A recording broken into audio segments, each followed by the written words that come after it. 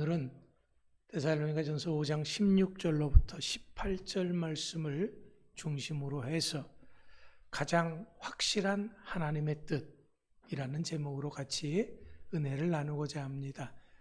오늘도 방송으로 예배를 드리시는 모든 분들, 다음 주가 추수감사절이니까 우리 주사랑교회 모든 성도들이 다 함께 모이는 날입니다. 꼭 그날은 어떤 일이 있어도 참여해 주시기를 부탁을 드립니다. 자, 오늘 말씀을 우리가 이제 생각을 해봅니다. 믿음의 삶을 사는 사람들이 가장 힘들어하는 것 중에 하나가 바로 나의 삶 속에 일어난 일들 가운데 들어있는 하나님의 뜻을 모른다는 것입니다. 내가 겪고 있는 그 어떤 고난이나 어려움이라고 할지라도 하나님의 뜻과 섭리가 있는 것은 분명한데 그것을 모르기 때문에 답답한 것이죠. 만약 안다면 어떻게 해서라도 견뎌낼 수 있을 것 같기 때문에 그렇습니다. 그래서 하나님은 오늘 본문 말씀을 통해서 우리들의 삶 가운데 들어있는 분명하신 뜻 세 가지를 말씀하고 있습니다. 이것만큼은 우리의 삶을 살아감에 있어서 꼭 기억하고 실천할 때 우리들이 승리하는 삶을 살 수 있기 때문에 그렇습니다. 그렇다면 이것이 무엇일까요? 첫 번째는 16절 말씀과 같이 항상 기뻐하라 라는 것입니다. 이 항상 기뻐하라고 하는 이 말씀은 내가 원하는 일이 성취되어졌을 때 얻을 수 있는 그런 기쁨만을 가리키는 것은 아닙니다. 어렵거나 힘든 일들 가운데서도 내가 기뻐하는 모든 것들을 포함하는 것입니다. 그렇다면 내 삶의 상황이 도저히 기뻐할 수 없는데 어떻게 기뻐하라는 것입니까? 이렇게 힘든데, 이렇게 어려운데, 이렇게 괴로운데, 이렇게 답답한데 하나님은 어떻게 우리를 향해서 기뻐하라고 하십니까? 라는 의문이 들 때가 있습니다. 그렇다면 이렇게 기뻐하라고 하는 것은 하나님이 우리들의 형편과 처지를 몰라도 너무 모르시는 것 아닐까요? 혹시 우리들의 마음을 조금 더 헤아리지 못하는 것은 아닐까요? 그렇다면 우리가 반대로 생각해서 우리들이 오늘 나의 상황을 기뻐하지 못하는 것은 왜 그렇습니까? 단지 어렵고 힘든 것 때문입니까? 아프고 지치고 답답한 것 때문입니까? 내 힘과 내 능력으로는 견디지 못하는 그런 상황이기 때문에 그럽니까? 아닙니다. 그것은 내가 현실만을 보기 때문에 그런 것입니다. 현실을 본다는 것은 단지 지금 내 상황만을 생각한다라는 거죠. 지금 내가 겪고 있는 요 상황, 요 지금만 본다라는 겁니다. 과거를 보는 것도 아니고 미래를 보는 것도 아니고 넓게 보는 것도 아니고 깊게 보는 것도 아니고 높게 보는 것도 아니고 지금 딱 요만큼만 본다라는 그런 얘기입니다. 왜냐하면 이렇게 작게 보는 것은요, 하나님의 뜻을 모르기 때문에 그렇습니다. 아니, 하나님이 어떤 분인 것을 잊어버렸기 때문에 우리가 기뻐하지 못하는 겁니다. 하나님은 어떤 분입니까? 우리 하나님은 창조주 하나님이십니다. 우리 하나님은 모든 것을 주관하시는 전능하신 하나님입니다. 우리 하나님이 우리들의 흥망성쇠를 주관하십니다. 우리들의 생사화복을 주관하시는 분이 하나님이십니다. 작은 것 하나, 참새 한 마리, 들꽃 하나도 다 하나님의 뜻과 섭리 가운데서 피었다 지는 것이고 살고 죽는 것입니다. 그러니까 내가 겪고 있는 그 어떤 환경이라고 할지라도 하나님의 뜻과 섭리를 벗어나는 것은 아무것도 없다라는 겁니다. 그런데 우리 하나님은 내 상황을 잘 아시는 하나님은 기뻐하라고 하시는데 왜 그러느냐? 그것은요, 다른 이유 때문이 아니에요. 하나님이, 이런 전능하신 하나님, 권능의 하나님, 창조주 하나님이 나를 떠나시지 않는다라는 겁니다. 어떤 상황 속에서도 떠나지 않는다라는 거예요. 사람들은요, 아무리 가까운 사이라고 할지라도 힘들면 헤어집니다. 괴로우면, 답답하면 헤어진다라는 거예요. 죽고 못 살 것 같은 그 부부라도요, 금전적인 문제가 걸려 있고 다른 문제가 걸려 있으면 헤어진다라는 겁니다. 그런데 사람들은 헤어진다고 할지라도, 사람들은 떠나간다고 할지라도 우리 하나님은 어떤 상황에서도 우리를 떠나지 않겠다 말씀하시는 거예요. 우리를 버리지 않겠다 말씀하시는 겁니다. 부모가 자식을 버려도요, 우리 하나님은 결코 나를 버리시지 않는다라는 겁니다. 왜? 하나님은 나를 구원하기 위해서 독생자 예수 그리스도까지도 십자가에 죽게 하시기까지 사랑하셨던 하나님입니다. 이렇게까지 나를 사랑하신 하나님이기 때문에 지금 내가 겪고 있는 그 고난 가운데 있다고 할지라도 나 홀로 내팽개쳐 놓지 않는다라는 그런 말입니다.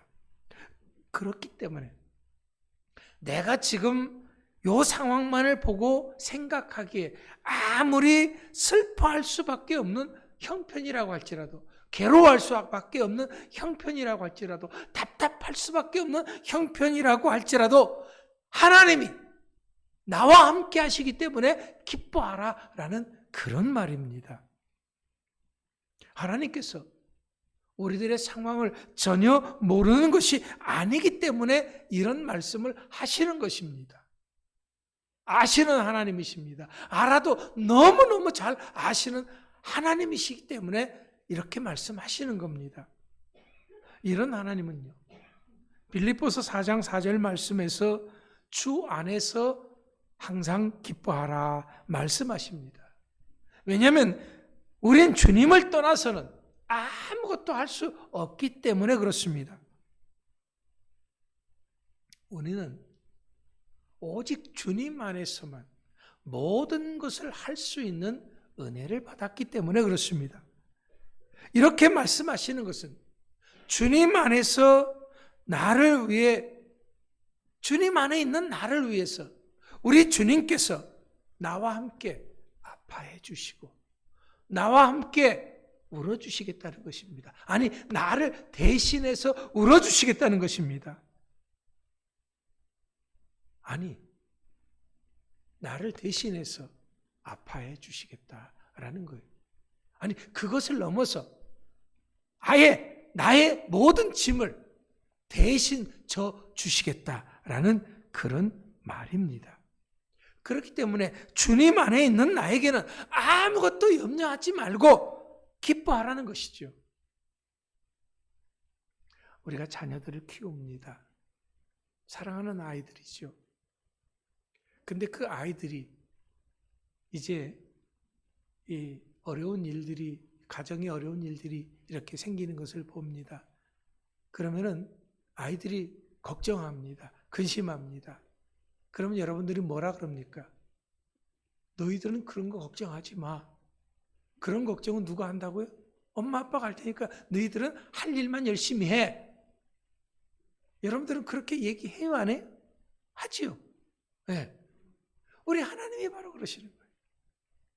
왜? 우리는 하나님의 사랑하는 자녀들이잖아요. 근데 우리 하나님은요, 우리들의 모든 문제를 해결하지 못하는 그런 무능한 하나님이 아니에요. 나약한 하나님이 아니에요. 모든 것에 열쇠를 쥐고 있는 분이 우리 하나님이신 것입니다. 전능하신 하나님, 권능의 하나님, 창조주 하나님, 만군의 하나님이 바로 나의 하나님, 독생자 예수 그리스도까지도 아낌없이 우리를 위해서 십자가에 내주신, 우리를 한없이 사랑하시는 그 하나님이 나의 하나님인 것을 믿으시기 바랍니다. 그렇기 때문에 주 안에서 기뻐하라 말씀하시는 것입니다. 내가 사랑하면서 기뻐하지 못할 이유는 주님 안에서는 더 이상 하나도 없다라는 그런 말씀인 것입니다. 그래서 우리는 찬송하지요. 찬송가 370장에서 주 안에 있는 나에게 난 근심이 있으랴. 그렇습니다. 주님 안에 있는 나에게는 어떻게 딴 근심이 있을 수가 있겠습니까? 예, 여러분 걱정하지 말고 염려하지 마십시오. 우리 주님이 그 모든 것 다 아시고 책임져 주신다 말씀하셨습니다. 그렇기 때문에 우리가 할 일은 뭐라고요? 항상 기뻐하는 것이다 라는 겁니다. 이제는 주 안에서 항상 기뻐할 수 있는 여러분들 되시기를 축원합니다. 두 번째는요, 우리를 향하신 하나님의 뜻이 뭐냐면은 17절 말씀과 같이 쉬지 말고 기도하라 라는 것입니다. 자, 우리 믿음의 사람들인 우리는 기도가 무엇인지를 잘 알고 있습니다. 기도는 하나님의 뜻을 찾는 것이지요. 또 기도는 하나님과 함께하는 것이지요. 기도는 영혼의 호흡과 같은 것이기 때문에 쉬지 말고 기도하라는 것입니다.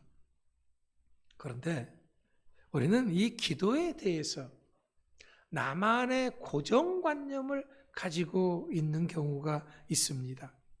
그래서 쉬지 말고 기도하라라는 이 말씀을 제대로 이해하지 못하는 것입니다. 그렇다면 우리들이 가지고 있는 이 기도에 대한 고정관념이라고 하는 것은 어떤 것일까요?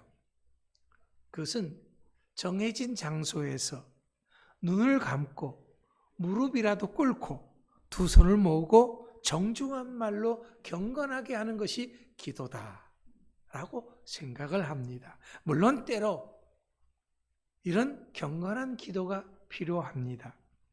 하지만 우리 믿음의 사람들은 삶의 모든 순간이 기도여야 합니다. 사실 우리는 목소리를 내지 않아도 기도할 수 있어요, 없어요? 있어요. 눈을 감지 않아도 기도할 수 있어요, 없어요? 있어요. 무릎을 꿇지 않아도 기도할 수 있어요, 없어요? 있어요. 왜냐하면 내가 내 마음속에서 계속적으로 하나님의 뜻을 찾고 하나님을 뜻을 구하고 의지하는 이 모든 것, 이것이 바로 기도이기 때문에 그렇습니다. 그렇기 때문에 쉬지 않고 기도하는 이것은 내 삶의 일상이 기도가 되게 하는 것입니다. 하나님의 뜻을 아는 사람은 이렇게 기도하는 자세로 삶을 사는 것이죠. 하나님의 뜻을 아는 사람은 이렇게 기도하는 자세로 말하고 기도하는 자세로 일하고 기도하는 자세로 모든 것을 하는 것입니다. 그렇다면 그렇게 사는 우리들에게 있어서 삶에 부딪히는 그 어떤 문제들 가운데서 시기하고 다툼이 일어날 수 있습니까? 부정과 거짓과 속임이 있을 수가 있습니까? 기도하는 가운데 하나님, 나 저 사람 속이게 해주세요. 저 사람 사기치게 해주세요. 그렇게 하면서 할 수가 있겠습니까? 있을 수 없죠. 우리 진실한 믿음의 사람들은 이렇게 쉬지 않고 기도하는 사람인 줄 믿으시기 바랍니다. 이런 사람은 교회에서만 신앙인이 아니라 삶 자체가 신앙인인 것이지요. 그럼 그렇다고 해서 이렇게 쉬지 않고 하는 기도가 쉽다는 것은 결코 아닙니다. 어려운 거지요. 그래서 에베소서 6장 18절 말씀에서 이렇게 말씀하십니다. 모든 기도와 간구를 하되 항상 성령 안에서 기도하고 이를 위하여 깨어 구하기를 항상 힘쓰며 여러 성도를 위하여 구하라 그랬습니다. 그렇습니다. 기도하는 이것이 쉽지 않기 때문에 성령 안에서 기도하라라고 말씀하시는 것입니다. 이것은 내가 기도할 때 우리 주님이 함께 해주시겠다라는 그런 말씀입니다. 주님이 직접 내가 기도할 그 내용을 알려주시고 기도할 수 있는 힘을, 능력을 주시겠다라는 그런 말씀인 것입니다.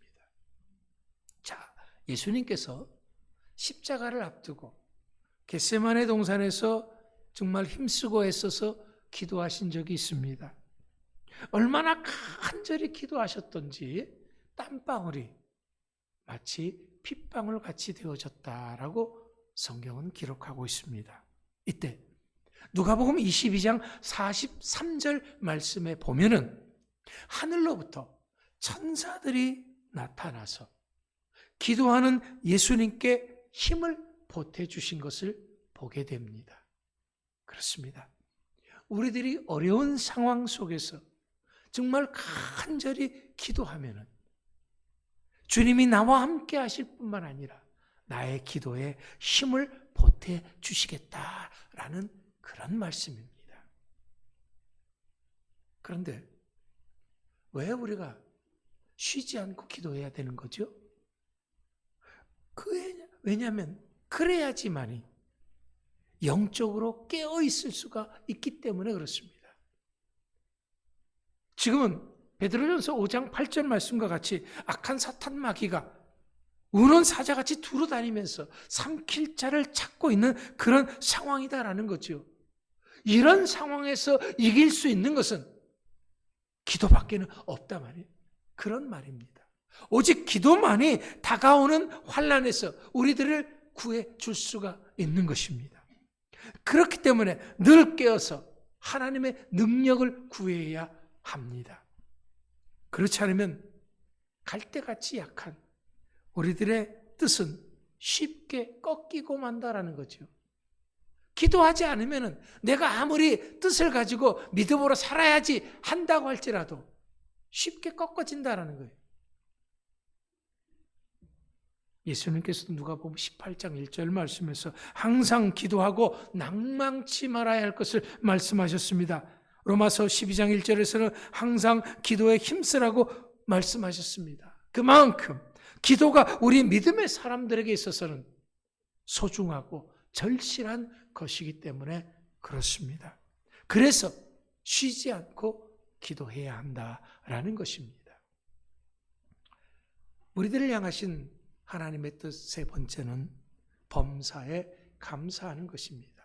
18절 말씀처럼 범사에 감사하는 것이, 이 범사에 감사라고 하는 이 말씀은 모든 상황과 환경 가운데서 감사하라라는 그런 말씀입니다.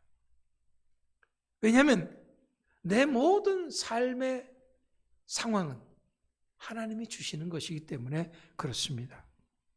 그런데 문제는 우리 많은 믿음의 사람들조차도 범사에 감사하지 못하고 있습니다. 왜냐하면 감사에 대한 잘못된 생각을 하고 있다는 거예요. 어떤 생각을 하고 있습니까? 감사는 어떤 극적인 순간에만 하는 것으로 착각하고 있습니다. 대박 나야지 감사하는 걸로 착각을 하고 있다는 거예요. 뭔가 잘 되어져야지 감사하는 걸로 착각을 하고 있는 겁니다. 하지만 믿음의 사람은, 정말 진실한 믿음의 사람은 모든 일들을 감사하는 사람입니다. 가만히 생각해 보면요, 우리들의 삶의 모든 것이 감사예요. 여러분들은 아무렇지도 않게 아침에 눈을 뜨고 일어나서 세수하고 밥 먹고 일상을 살아갑니다. 그런데요, 눈을 뜨고 싶어도 눈이 안 떠지는 사람이 있습니다. 숨을 쉬고 싶어도 제대로 숨을 못 쉬는 사람이 있고, 일어나고 싶어도 일어나지 못하는 사람이 있습니다. 밥을 먹고 싶어도 먹지 못하는 사람이 있습니다. 소리를 듣고 싶어도 듣지 못하는 사람이 있습니다.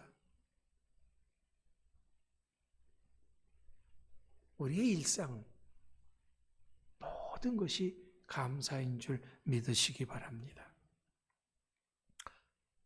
지난주 주보에 실었던 사막의 생수에 믿음의 실력에 대해서 말씀을 드렸습니다. 믿음의 실력이라고 하는 것은 기적을 행하는 능력이 아닙니다. 현실을 믿음으로 읽을 줄 알고 믿음으로 감사할 줄 아는 능력이 바로 믿음의 실력인 것입니다. 이런 사람이 현실 속에서 역사하시는 하나님의 뜻을 읽을 줄 알게 되는 것이죠. 이것이 부정적인 현실을 긍정적인 현실로 바라볼 수 있는 능력인 것입니다. 많은 사람들이 상황 때문에 망하는 것이 아니에요. 그러면 많은 사람들이 망하는 것은 상황이 아니라 그 상황을 잘못 해석하고 잘못 이해해서 잘못 대처하기 때문에 망하는 것이. 똑같은 상황도 어떤 사람은 감사함으로써 그것을 더 좋게 승화시키는 사람이 있고, 똑같은 상황도 불평하고 원망함으로써 자기 자신을 망치는 사람이 있다라는 겁니다. 그렇기 때문에 불평, 불만이 나올 수밖에 없는 환경을 감사로 해석할 수 있고 이해할 수 있는 것, 이것이 바로 믿음의 실력인 것입니다. 그러니까 믿음의 실력은 감사의 능력이라고 할 수 있는 것입니다. 문제는 이렇게 범사에 감사할 줄 아는 믿음의 실력은 하루아침에 만들어지는 것은 결코 아니라는 것입니다. 끝없는 연습의 결과인 것입니다. 어떤 연습이죠? 그것은 주님의 말씀에 즉각적으로 순종해서 실천하는 연습입니다. 이것이 처음에는 잘 안 되질 수가 있습니다. 지극한 정상이지요. 하지만 자꾸 하다 보면은 할수록 느는 것이 실력입니다. 제가 고등학교 때 안양에서 수원까지 통학을 했어요. 통학을 하다 보면은 이제 이 학교에 스쿨버스를 탈 때가 있습니다. 스쿨버스를 타면은 그냥 타는 것이 아니에요. 탈 때가 되면은 기사님한테 감사합니다 하고 타야 되고, 내릴 때도 감사합니다 하고 내려야 되는 거예요. 만약 그거를 안 했다 하면은 이제 선배들이 다 버스 안에 탔던 사람들을 한 사람이 안 했다고 해서 다 내려가지고 빠따를 쳤습니다.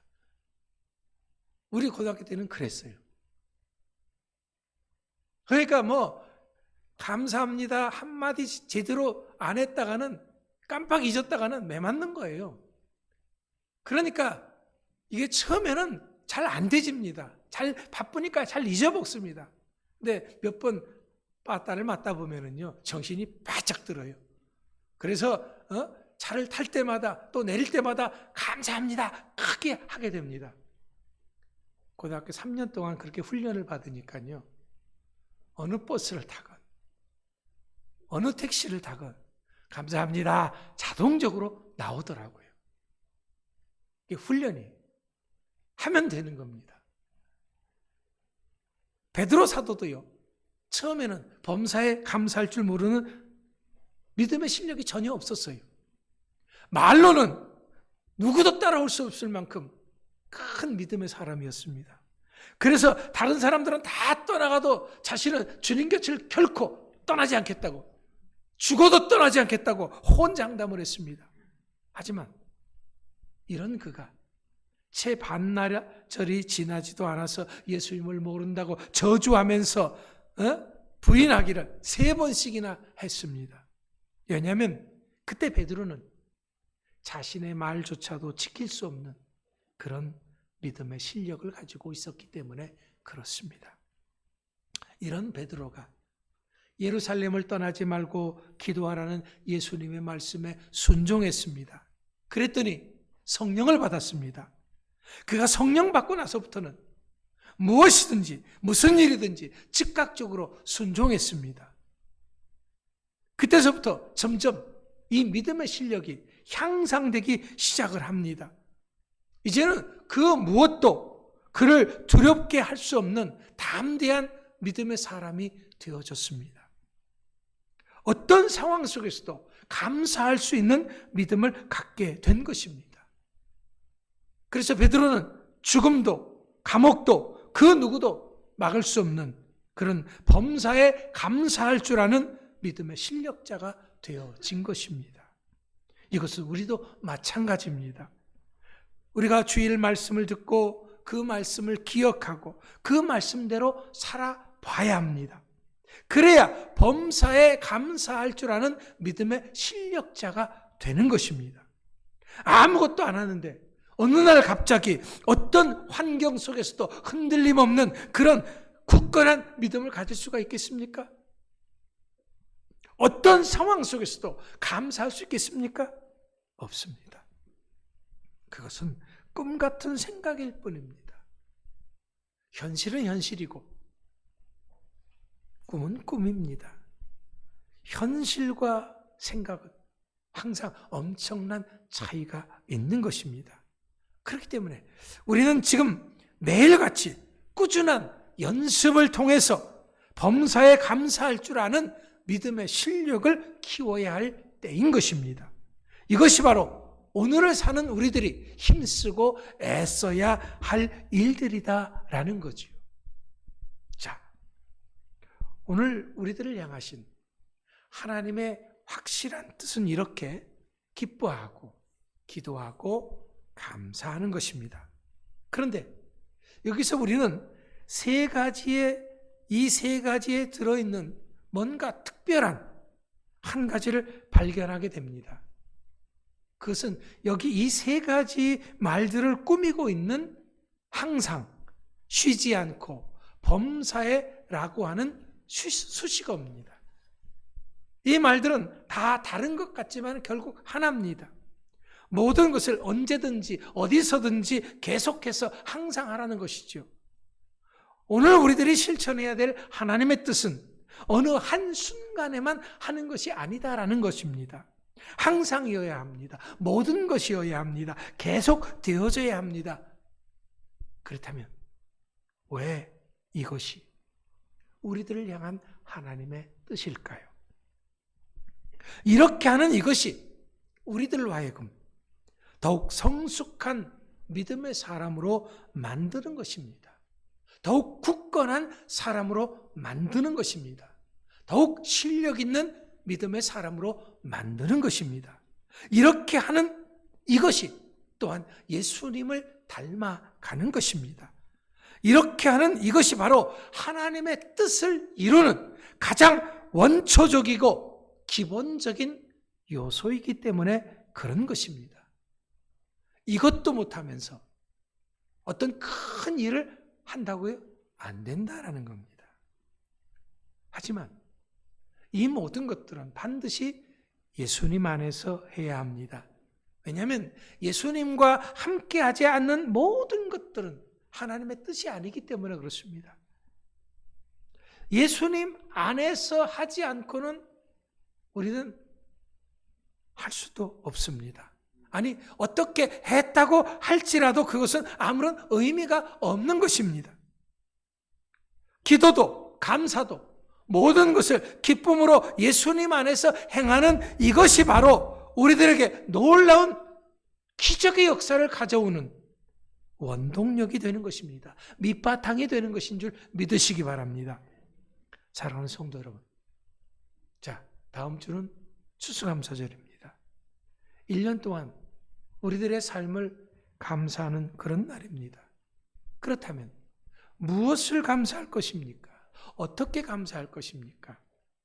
우리는 이것을 묻기 위해서 한 주간 기도해야 합니다.